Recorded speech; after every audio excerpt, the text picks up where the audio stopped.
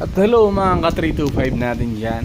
It's me again, 325 Years Vlog Lord Official. It's Friday na mga ka-325, June 28, 2024. So, happy weekend sa lahat mga ka-325. Ganun pa rin, nasa normal na buhay pa rin tayo. Working vlogger tayo mga ka-325. So, papasok na naman tayo sa trabaho mga ka-325. Yeah. Laging nakamotor lang tayo ngayon para makatipid tayo mga ka-325. Para hindi masakit sa bulsa mga ka-325. Dahil sobrang tipid natin kung lagi tayo nakamotorsiklo dahil mahal yung gas ngayon mga ka-325.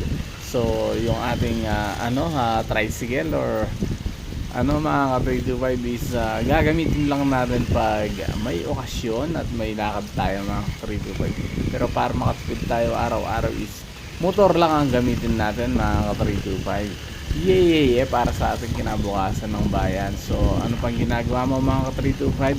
Umaga na naman, it's another day, sabi nga mga ka-325. So kumilos na tayo para sa ating kinabukasan, para sa ating mga pangarap. Araw-araw gagawin natin to mga ka-325. Huwag kang magsasawa kasi ganyan talaga ang buhay. Kumbaga magtiyaga-tiyaga ka lang mga ka-325 at marunong ka lang makontento. At pag may time ka mga ka-325, pwede ka naman mamasyal, pwede ka makipag-banding. Pero syempre tapos na ang mga okasyon mga ka-325. So focus lang tayo muna sa trabaho. Pero once a month is tayo mag-ka-325, magpapagames tayo para sa ating mga supporter.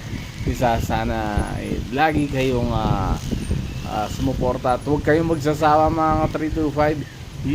Wala naman mawawala, basta try lang tayo ng try mga ka-325. Makukuha din natin to, di ba? Sabi nga is dahan-dahan lang, huwag tayong magmamadali sa lahat ng bagay dahil may target tayo mga ka-325 na dapat abutin.